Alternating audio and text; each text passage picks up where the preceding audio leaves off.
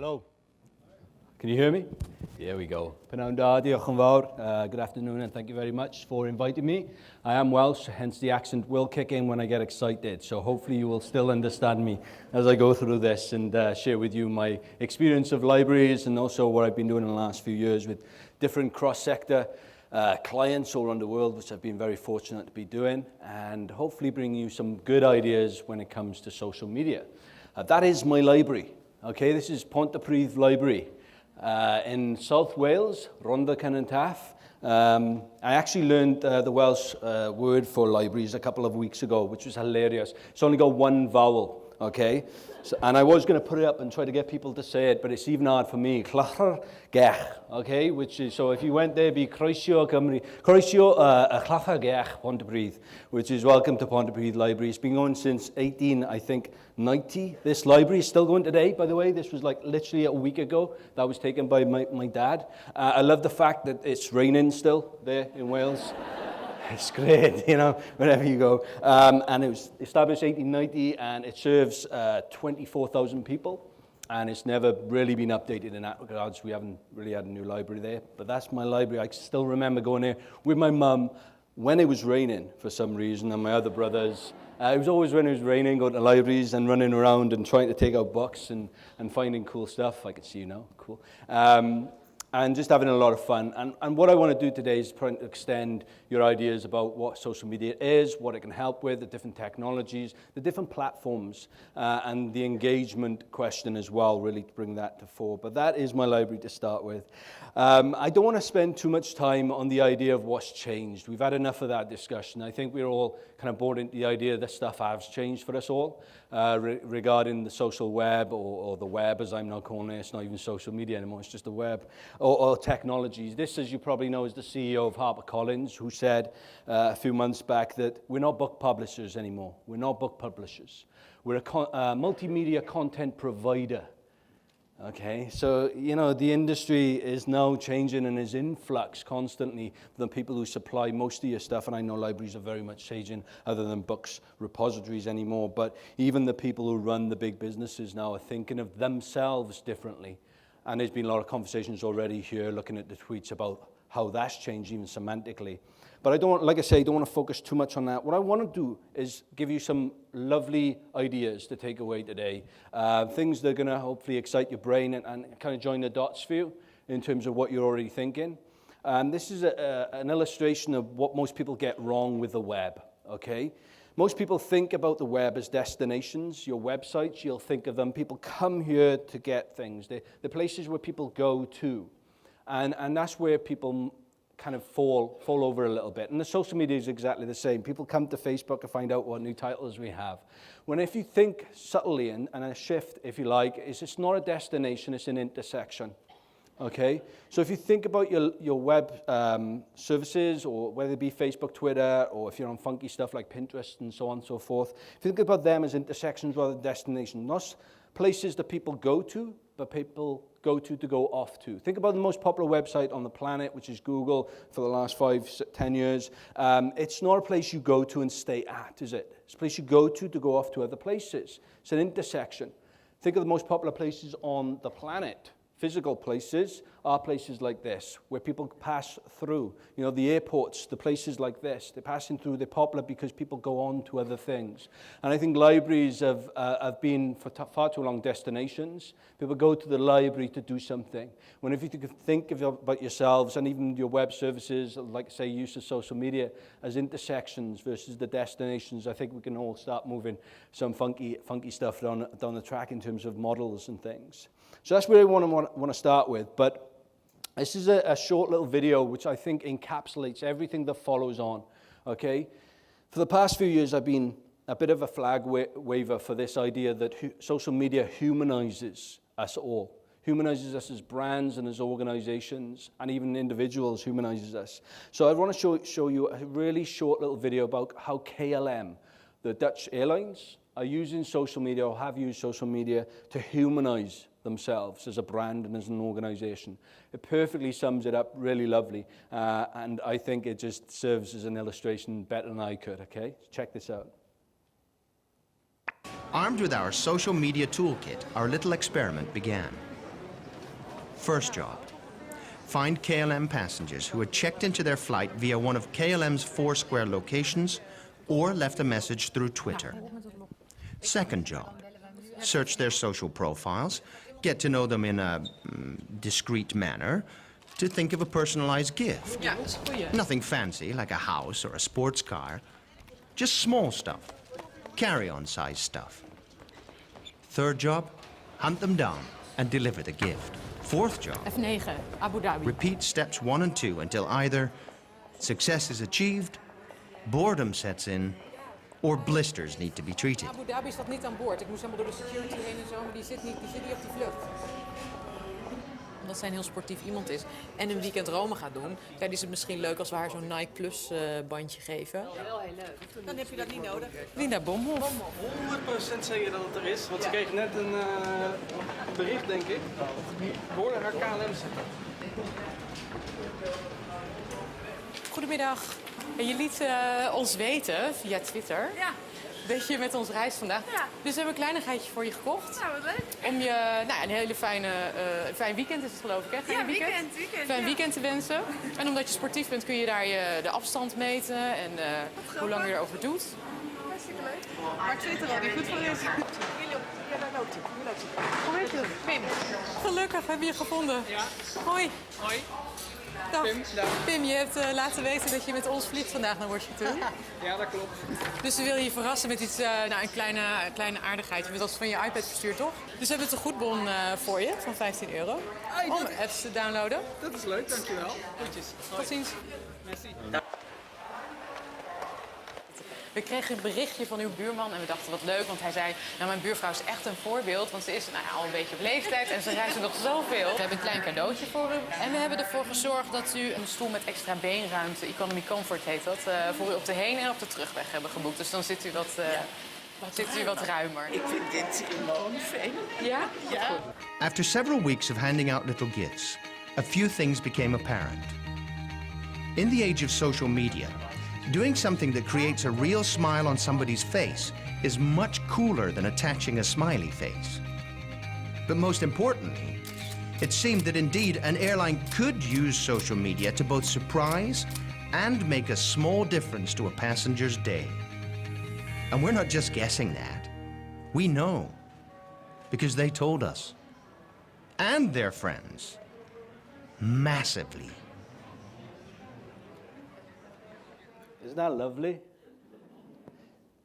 We thought that was creepy. Yeah. I knew you'd think it. Yeah, that's nice, but I don't know about that. Again, is there anything that you could borrow from that?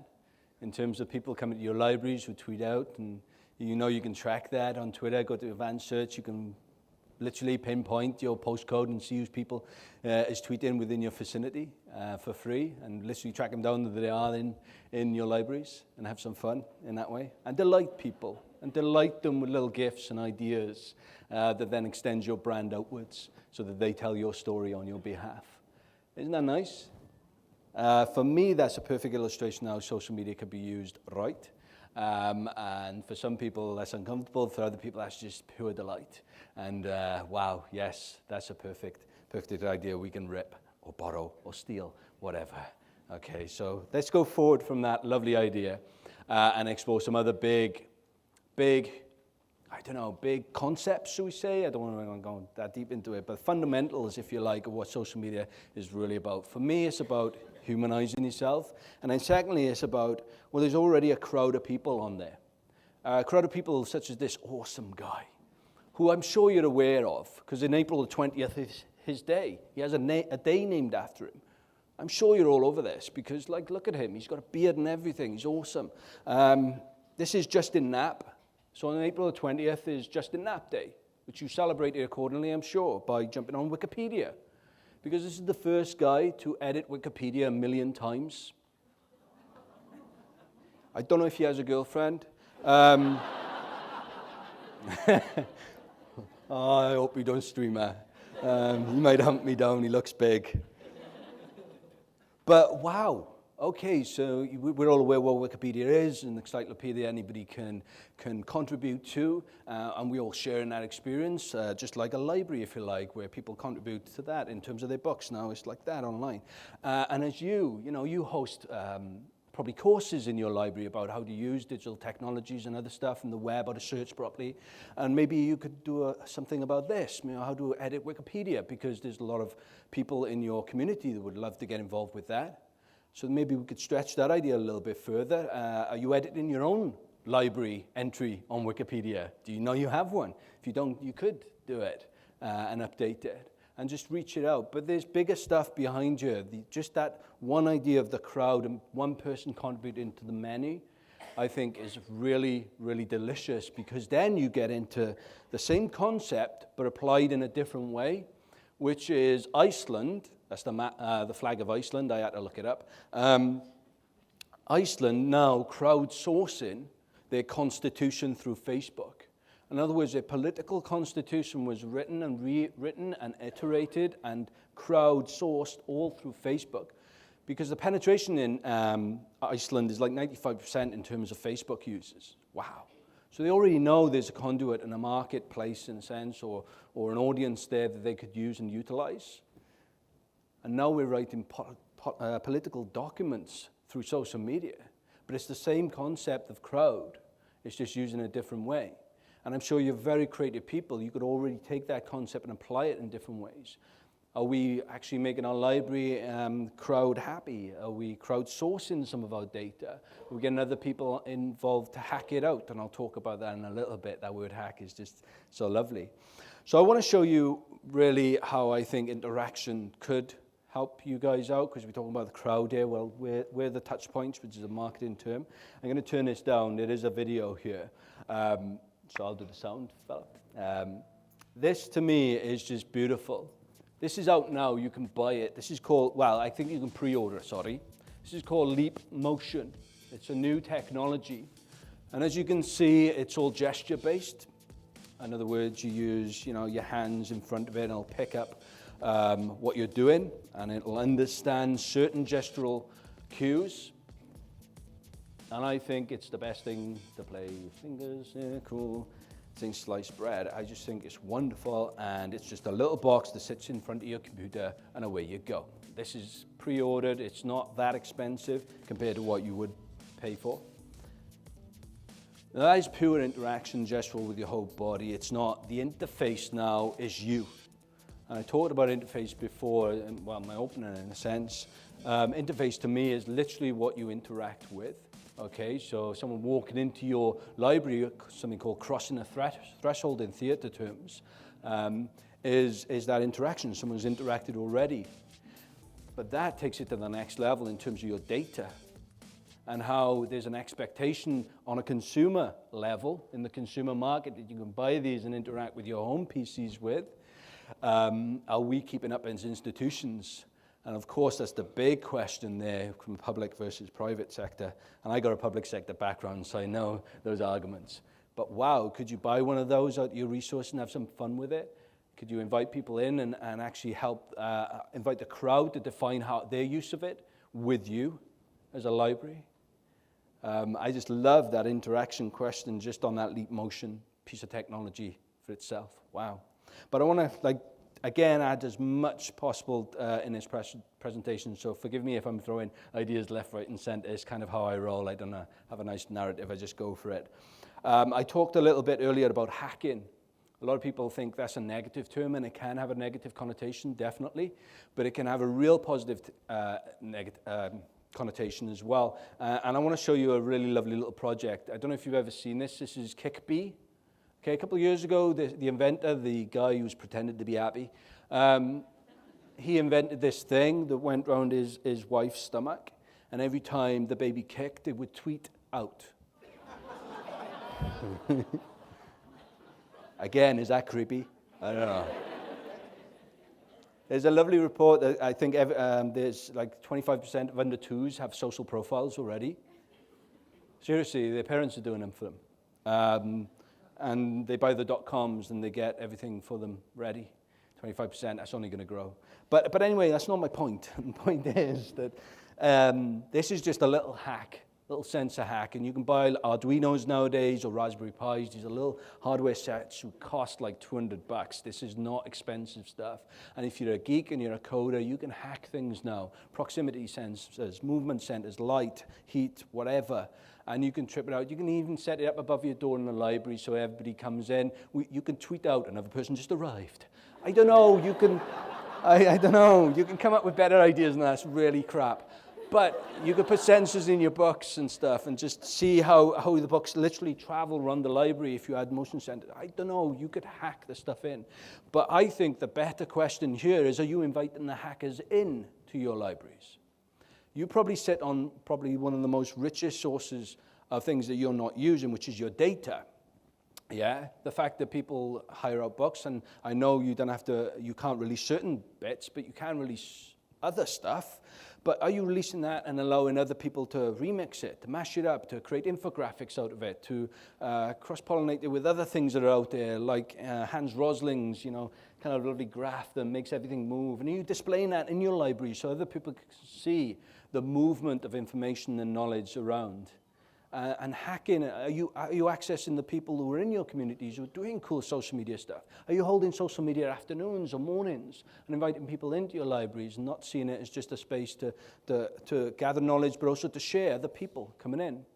There was a lovely project in the UK a few years ago now, and it sparked in my mind when I did a keynote. Actually, last week I was in Brisbane doing the Queensland Library Services Conference, which is quite lovely. And I was talking there about living books. And I don't know if you ever heard about this. This is, in the UK a few years back, you could go into the library and take out people. I was like, that's so cool. You could actually take out people and come and sit and talk to them. Again, freaky and weird, but cool as well. I don't know where they stamped them, but that would be funny. But again, that hacking as an idea to take forward and to play around with, you could come up with much better ideas than I could, maybe. Don't know. We touched on it already. I've seen a couple of sessions here. Paula, before, talked about conversation and engagement, stuff like that. This, again, is a project I very quickly want to share. And it's cross-sector. I love doing stuff where it's outside library services or the educational services, if I'm talking to people like that. Because I really believe that to go forward, you must look sideways. Because examples of innovation, there's far more of them outside your sector than in it. Yeah? So I would lovely coming to conferences like that, but look at what shoe manufacturers are doing and biscuit makers, and try to borrow their ideas. But this is great. This is, I'm sure, that will confuse you, just two dudes on a computer. But something marvelous is happening here. This is the CEO of Ford Motors, okay? The CEO is the guy in the red tie for your brain, okay? That's Alan Mulally, CEO of Ford, the car manufacturers dudes. And the guy on the computer, that's Scott Monty, and he's the head of social media for Ford. He's got a bigger title, but we'll call him that for now. And what they're doing, they do this every now and again, is literally they'll sit and they'll take questions for Alan through Twitter. Okay, they literally take questions from the community. And there's a lot of ideas there. There's the humanization of brands right there. That's another example of the humanization of brands, perfectly put. There's the engagement with the crowd, and I'm sure they use that data in some way, the indices of reference of certain types of questions. Maybe we should do something around there in terms of our marketing. But it's also about engagement through conversation.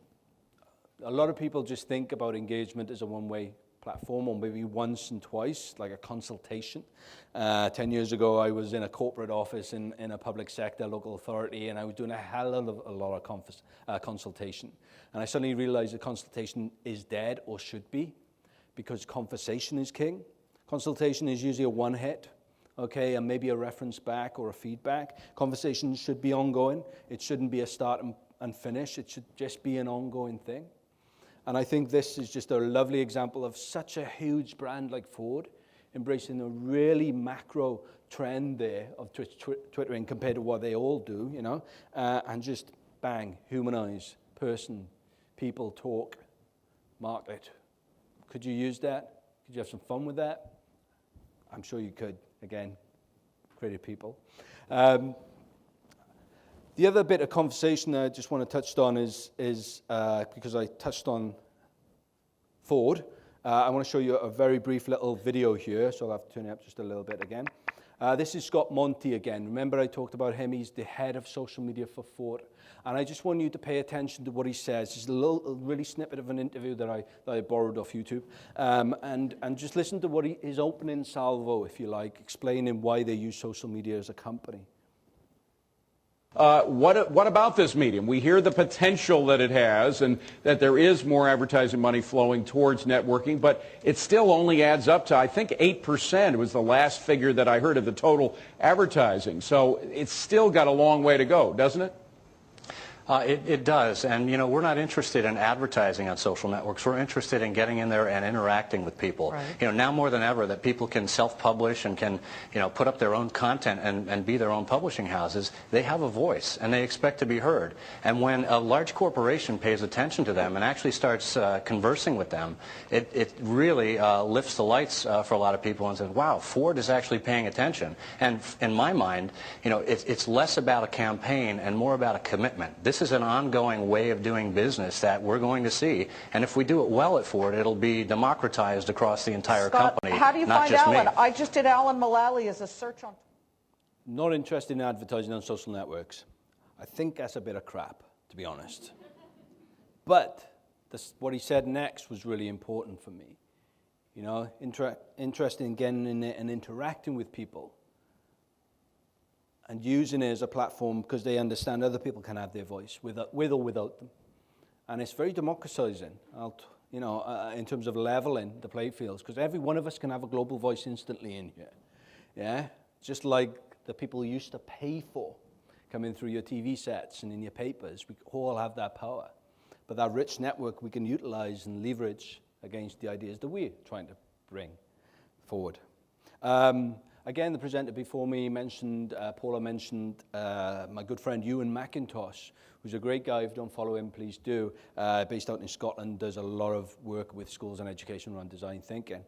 But he brought me, or introduced me to the word of ungoogleable, so I can't say very well, ungoogleable. And in the Brisbane, last week in Brisbane at this conference where exactly like you, your peers were sat discussing themselves as an industry and the threat that Google brings to it. Literally, they used those terms. They said that libraries have become defunct because of Google, really, in terms of the traditional thought about what libraries used to be. And no one mentioned this ungoogleable idea. And I just love it. I just love it in terms of it challenges you. What can you offer that is ungoogleable in terms of a service, in terms of an experience, to get a little bit kind of theatrical on you? Yeah, because that's what you do. You offer a service and an experience. And that's when you could really utilize social media and tell your story through it, whether it be video and whether it be through other channels, which I'll show you in a minute. I got some really good ones coming up. Hopefully you like. But I just love that term, and it is in the Urban Dictionary. If you Google it, it'll come up, Urban Dictionary, ungoogleable. So I haven't made it into the normal dictionary, but I just love it. And it, again, if you're sat in any marketing meetings, think about how can this be ungoogleable?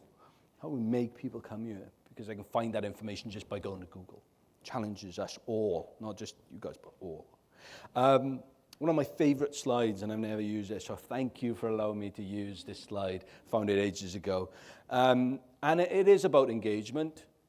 And you've probably been to many sessions already using these terms, engagement and reaching out and conversation and stuff like that. For me, I don't see that we need to have any rules about engagement. If we take on the idea that it is the humanization of brands using social media, then we don't need training it because we're already human. And we're already pretty good at being social creatures. We know what not to do and what to do, most of us, in social situations. And when you meet at conferences like this, the best people that you meet, I guarantee, are the ones who listen more than they speak, that connect you to not just people, but other ideas as well. Yeah, think about real life situations. Love those people you meet and go, you need to speak to Phil over here. Let me introduce, bang, bang, yeah, brilliant. And then you remember that person.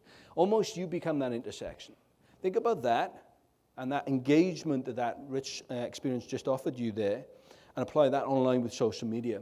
What we're really failing to do is think about social media as a human channel, thinking about a broadcast channel again. And for me, engagement does not need a policy. It just needs an allowance, an assurance, a bit of trust to allow you all to be yourselves online. Okay, and if those people work in institutions and governed by other policies, such as local authorities who govern your IT structures and stuff like that, then definitely start up a Twitter just under your name, you know, or a blog just under your name, and part of your professional development. Nobody can stop you do that. That's your own professional development. Your own VLN is a virtual learning network, as educators call it. Okay, so you don't need rules here. What I do want to show you, though, and this is, I think, last but one video. I do love short little videos. This is from a TED Talk from, this guy's name is awesome, so I wrote it down. Joshua Prince Ramos. That's his name. He's wicked. This guy's designed the Seattle Library. I don't know if you've ever been at Seattle Library. It's brilliant. It was there a couple of years ago. It's just like, whoa. This is like futuristic. It's like the TARDIS. But he did a TED Talk on it, on how and why he designed it the way it is. The Seattle Library is an amazing structure. So I'm going to show you two short little videos from this. And the first one, he describes the first design principles. In other words, what they started with, yeah, in terms of thinking, the theory behind how they approach design it. So I think this will just start your brain tingling already. Check this guy out. Now I'm going to sort of build up the Seattle Central Library in this way before your eyes in about 5 or 6 diagrams, and I truly mean this is the design process that you'll see. With the library staff and the library board, we settled on 2 core positions. This is the first one, and this is showing over the last 900 years the evolution of the book and other technologies. This diagram was our sort of position piece about the book, and our position was books are technology. That's something people forget. But it's a form of technology that will have to share its dominance with any other form of truly potent technology or media. The second premise, and this was something that was very difficult for us to convince the librarians of at first, is that libraries, since the inception of Carnegie library tradition in America, had a second responsibility, and that was for social roles. Okay, now this I'll come back to later, but something actually, the librarians at first said, no, this isn't our mandate. Our mandate is media, and particularly the book. So straight away, he's citing social roles there. This was kind of a few years back before social media really hit, okay? So we've already got the language in place there to kind of, for me, easy to leverage and leverage other ideas in when it comes to social media and platforms. So you've got the basis of where they start with, and this is what happened next. This is great. Accept this. What you're seeing here is actually their program on the left. That's as it was given to us in all of its clarity and glory. Our first operation was to redigest it or back to them, show it to them, and say, you know what, we haven't touched it, but only 1/3 of your own program is dedicated to media and books. 2/3 of it is already dedicated. That's the white band below. The thing you say isn't important is already dedicated to social functions. So once we had presented that back to them, they agreed that this sort of core concept could work. We got the right to go back to first principles. That's the third diagram. We recombined everything. And then we started making new decisions.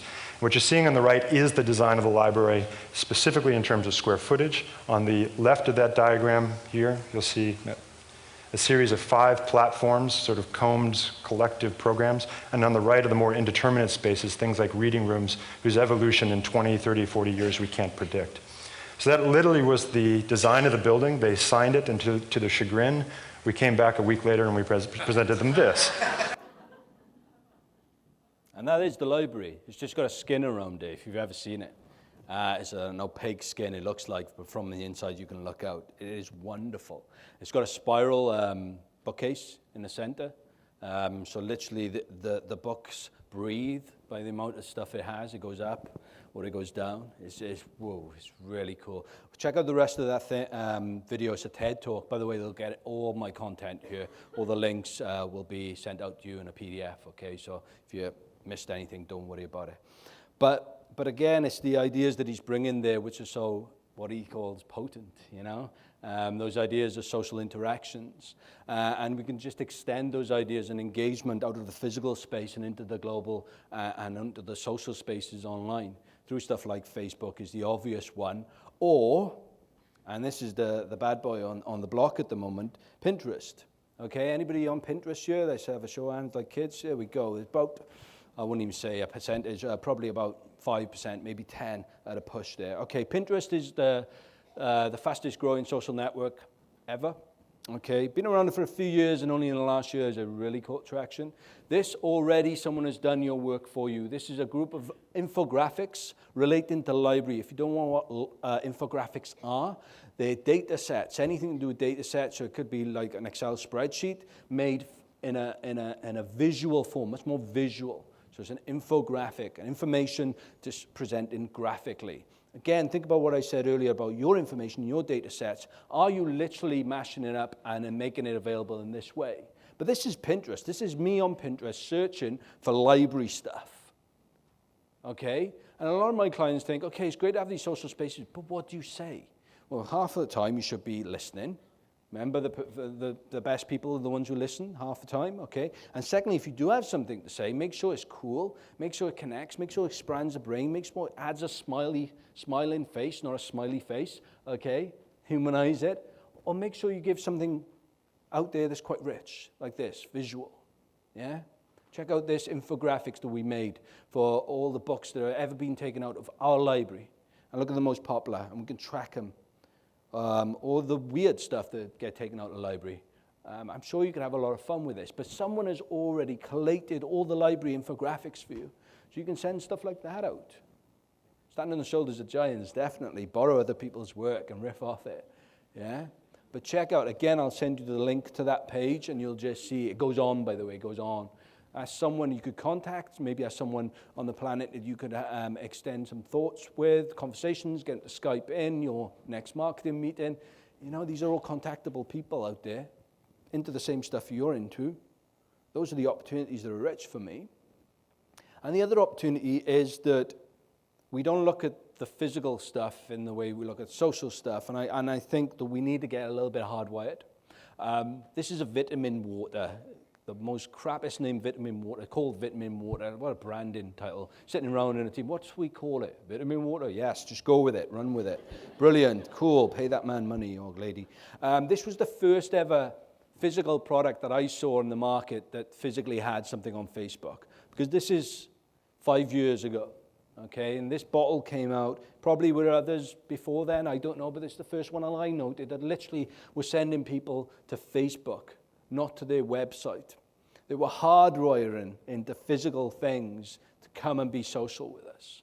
Yeah? And you can see it elsewhere now, where Barclaycard, you know, don't come to barclaycard.com where you can sell you stuff. Come to Facebook so we can talk to you and engage with you and be human with you. Yeah, and hear from you and speak to you at your level so we can sell you stuff easier. That's basically what they're doing, let's be honest. But there's some takeaways there on your receipts that you print out to tell you when the books need to be returned. Have you got your social spaces on there? That's a simple one. Doesn't cost you any money. Highlights, got to carry it around. They got all the due dates. Yeah, it's top of my head. It was quite good. So lots of other things. I'm sure you could hardwire it in. That's what I'm talking about. What am I trying to do? It's not a warning, but it's certainly something to be aware of. This was a quote by Korolev, the granddaddy of space travel and designing space travel, the Russian dude who sent up Yuri Gagarin for the first time. Korolev was the guy who designed it, pretty much everything, okay? And when Yuri Gagarin came back, this is what he was quoted as saying: we should have sent a poet, not a pilot. Okay, because if you ever read anything about what Gagarin said, it's like, yeah, you could see the Earth was round, and you could see the stars. It was cool. And I was floating. And you think, oh, shit, we spent all our money, all our time, and that's all we got as feedback, you know? And I do see a lot of people in social spaces acting like pilots. They're steering constantly. They're there because they know about marketing, they know about touch points, but they don't know how to be engaging, and they're not excited about this stuff. Yeah, you want the people who make mistakes but are mad and love libraries to be out there in the front, and are poets for this stuff, not the pilots.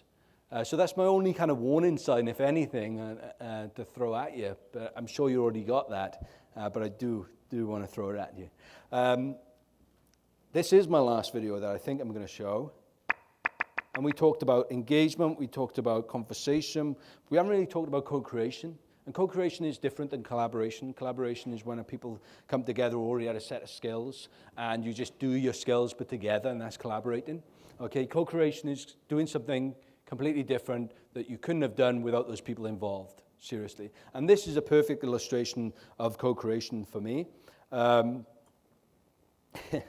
going to speak over the top just because I really like it, but I think it needs to be explained as well. This is again a vitamin water. Wow, vitamin water is racing ahead. Japanese brand called Sour. Again, whoever was in the marketing team that day should be shot. Still called something Sour that you want to buy. But these are literally people who drink the stuff and have been invited with their webcams to participate in co-create content. This is the advert for Sour, okay? So you can find on YouTube and other places for a little giggle.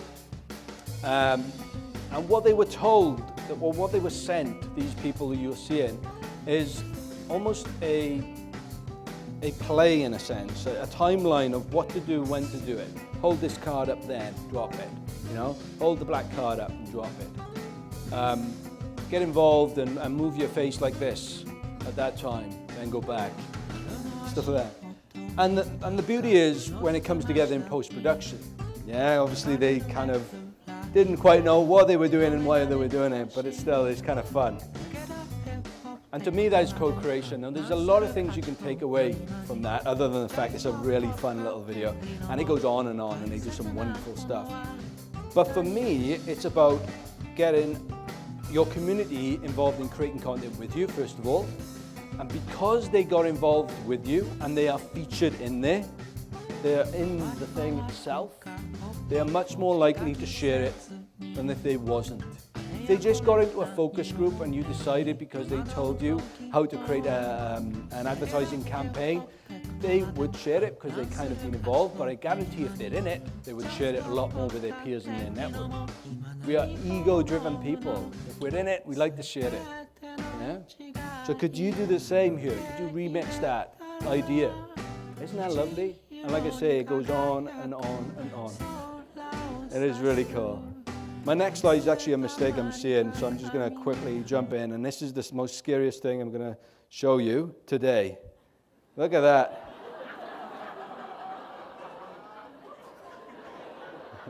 This is my favorite GIF on the planet. I just watch it and, oh, that's so cute. Run, boy, run. Look at him. Stupid kid. Oh, that's wonderful. What a gene pool right there. Why am I showing you that? Because something I'm going to show you next is going to scare you, okay? But hopefully it'll scare you in a nice way, and you'll understand what to do with it, even if this kid doesn't. Oh, one more time. No, okay, I'm going to show you. This is just superb. It's an advert for Book Talk. It's a book app. Some of you might have heard of it. Half of you probably never, which is great. Just as a little bit of a background, I downloaded this app, and I was on a flight over here to New Zealand, actually. And my first time I put them in, and I had to go with this little book app. You get a Sherlock Holmes book for free with it, so you're reading away. And I was animated. I was literally moving in my seat, and the guy next to me, after I kind of finished and I was having a breather, was going, man, that book is really good. Yeah, and so I was reading, and I was going, you got to try this. And he loved it. And that's my story behind it. So let me show you. This is a New Zealand guy actually designed this, based in New York now. This is a very American ad, but it takes reading to the next level, and we're always looking for that. Some of you will hate this, but some of you will love this. Check this out.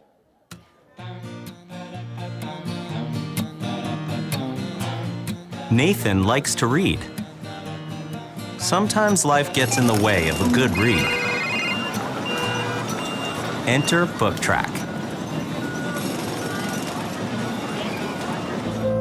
By blending inspired sound design with great stories, BookTrack creates a totally high-def, immersive reading experience. Ambient audio, sound effects, and music are carefully synchronized, celebrating the imagery of the author's text and drawing you deeper into the story.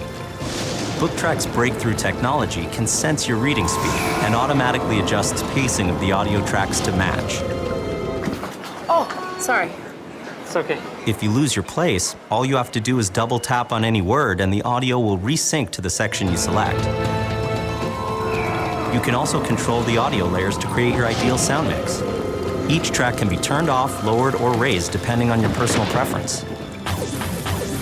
It's like having a personal composer arranging the perfect movie-style soundtrack for your book. With BookTrack, reading isn't just words on a page. It's a truly sensory experience, making it easy for Nathan to get wrapped up in a good story. Good read? Reading never sounded so good. BookTrack. Hear the future of reading.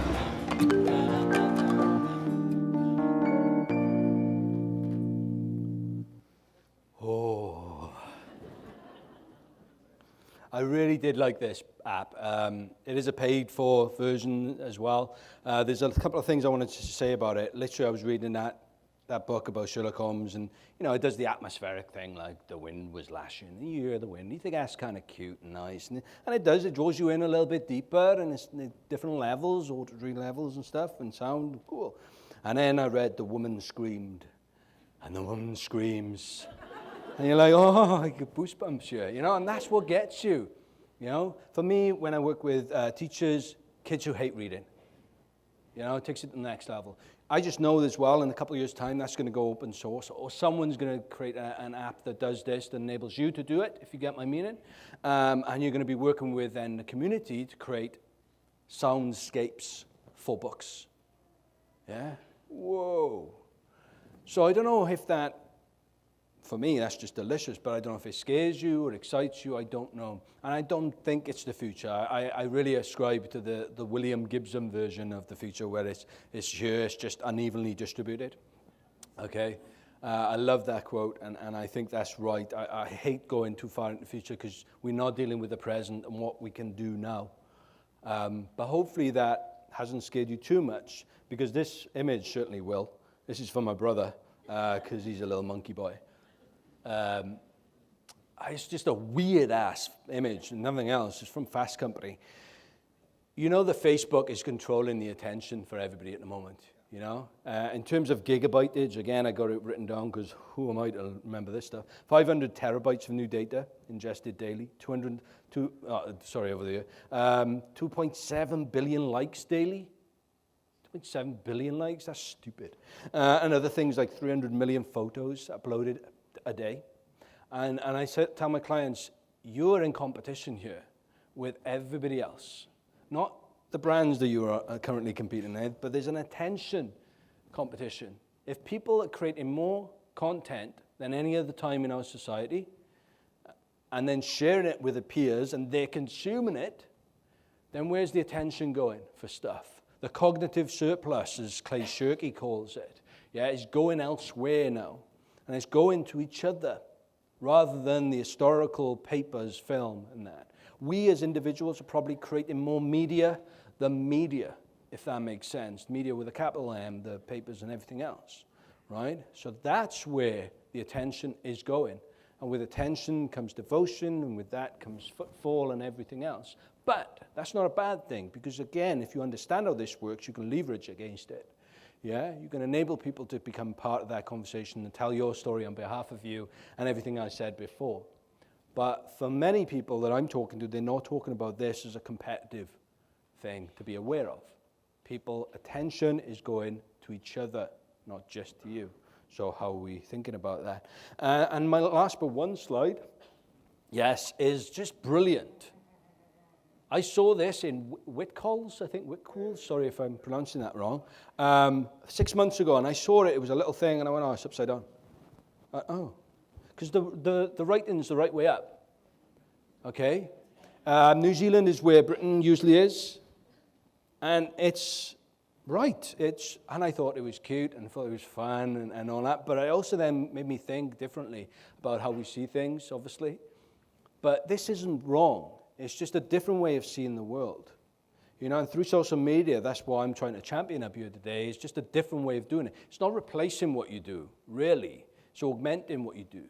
You should be thinking about social media to cutting your print budget by half. If you know what your print budget is, do you want to save that today? You should be using it. Uploading stuff like Scribed an issue and then tracking it through the metrics that are available through there. And seeing if people are downloading or reading your stuff rather than hoping in when you do flyers. Because you never know. If you are doing flyers, you add in a little pearl at the bottom, a personalized URL. so people you know are coming from the flyer information. Yeah, so at least you can track it. And that's what social to me does. We need to pivot. Pivot is an industry word at the moment that people are talking about. Amazon is pivoting. Yeah? Check out the new tech world and how the language they're using and the models that they're discussing. And you could use them. You could borrow them again or nick them. Have fun. And this, of course, is my final slide. Of course it is. The piece of the puzzle, the social media piece of the puzzle, which is perfectly illustrated by Mr. Potato Head, which in 1952 was launched. And I'm sure at some points, everybody here has had their hands on Mr. Potato Head doing mad things, putting the eyes where the hat is and stuff like that, mucking around. The story which I find lovely about Mr. Potato Head is released in 1952, and for 12 years it wasn't sold without a key piece. A key piece of Mr. Potato Head wasn't sold until 1964. And that key piece, if you're going through your mind, which one is it? The hat, is it the legs? The legs, going to be the hands, jazz hands. It's the potato. It was never sold with the potato because it was the idea that people had potatoes. Mr. Potato Head was the head. They give people the head, they don't give people the potato, and they could make the Mr. Potato Head out of the potatoes. Can't give you the potato, it costs money. And then plastics really revolutionized late 50s, and by 64 they could have a plastic potato that doesn't cost a lot of money. Wow. And it's just that next step for me that most people I need to do with social media is that it's just that next step, that next piece to complete what they're doing. It's not about changing tack completely. You're already doing amazing stuff. Yeah? You just need to leverage and use social media for what it's there for, to make your stuff even awesomer and out into the global world rather than just your local. Yeah, do that and allow other people to tell your story. So that is me. Hopefully you've been tweeting out using the LIANZA because you're young and funky and you want to spread the word to the globe rather than just keep it here. I am on Just a D&K, so please, if you've got any questions after this, I will be firing an email out through the organizers. But I think we've got time for questions, have we? So yeah, if anybody got any questions, raise your hand and I'll try my best. Or have I melted your brains? Oh, sorry.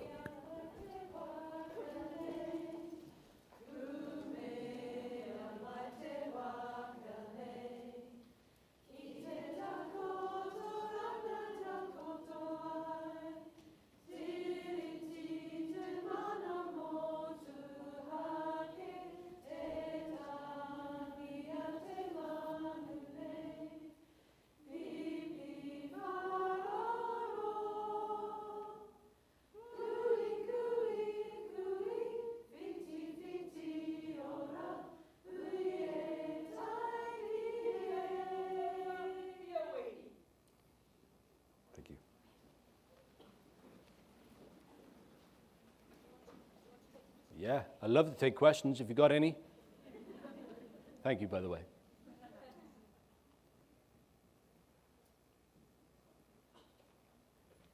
Oh, right down the front. Thank you. I was quite interested in what you said about cognitive surplus.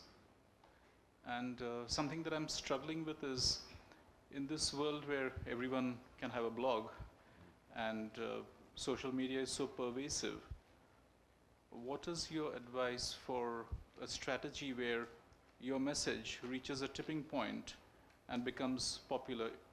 I mean, it doesn't have to be on Facebook or any particular medium as such, but in terms of a strategy to make a message really effective, what is your advice?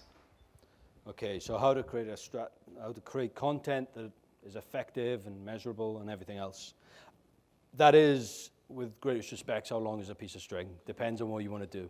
So very simply, if you want to, your metric for success is numbers, you know, because there's other metrics, obviously, in terms of views and eyeballs, then definitely YouTube and other places like that where they have the solid metrics built in, and you can track if people are embedding in elsewhere. Facebook is another one which has really deep metrics in there. You can click down, you can see how many people have accessed your stuff, how many people liked, but also referred you on. So in terms of then creating the content though, which is the next bit, how would you create compelling content? It is usually about being human, usually about being polarizing, As if you really want numbers, polarize your audience. You know, make them something that they're either going to hate or love, okay? And you always get a reaction. But you touched on blogging, so I'm going to just reference that as my answer. Most people start a blog and then send an email around to everybody else saying, I got a blog, come and read. And it's one post saying, I've just started a blog. And you think, shit, thanks for that, it's nothing. So what you want to do when you first start blogging is just start blogging, don't tell anybody about it, because for the first 3 months or whatever, you're going to be crap. It's going to be a new platform for you. You're going to be working out your voice. Is it going to be through written blogs? Is it going to be visual? Is it going to be digital stories through SlideShare or other things like that? Is it going to be video? Is it going to be an audio blog? These are all these different things, all these different mediums to not just write your blog. And then after a while, you'll get good at it. You'll find your voice. And then it's about sharing it. But the big thing I always tell people is ask questions at the end of your blog posts or your content that goes out from you on your social spaces. Most people just go, here's our latest program. Here's our latest program. What do you think? What is missing? What can we do more of? Is it better than last year's? All those create an emotional response, and that's what you're going to get, an emotional response from people. Okay, so ask the questions. And we're not doing that in social media very well across all platforms, not just blogging. So sorry if I didn't answer specific, but it is a hard question to answer, but hopefully I've at least given you some ideas. Thank you. Thank you for your question. Another one down the front. Sure. Thank you.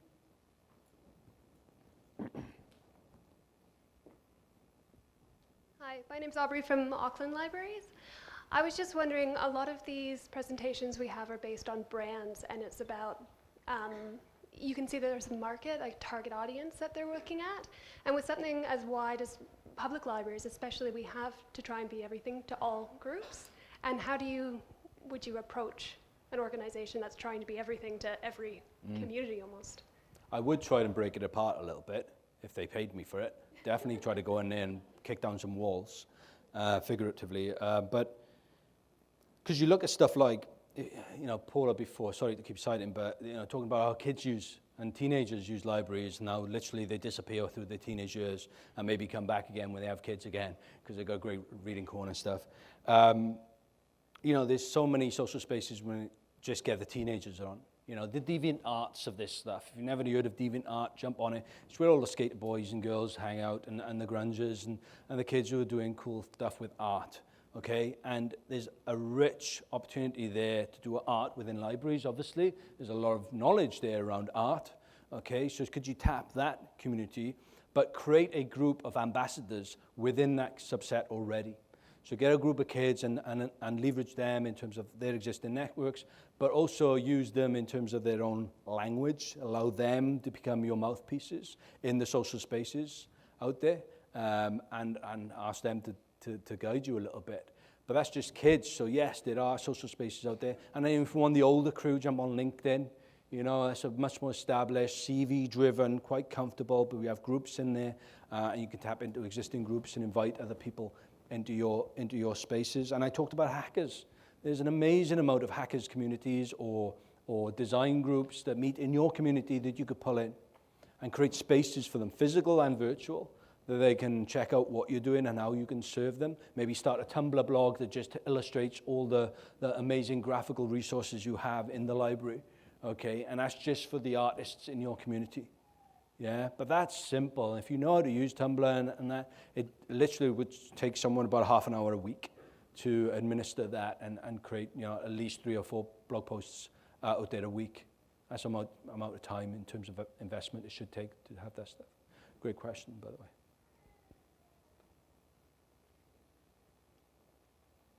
Any more? Shall we wrap up?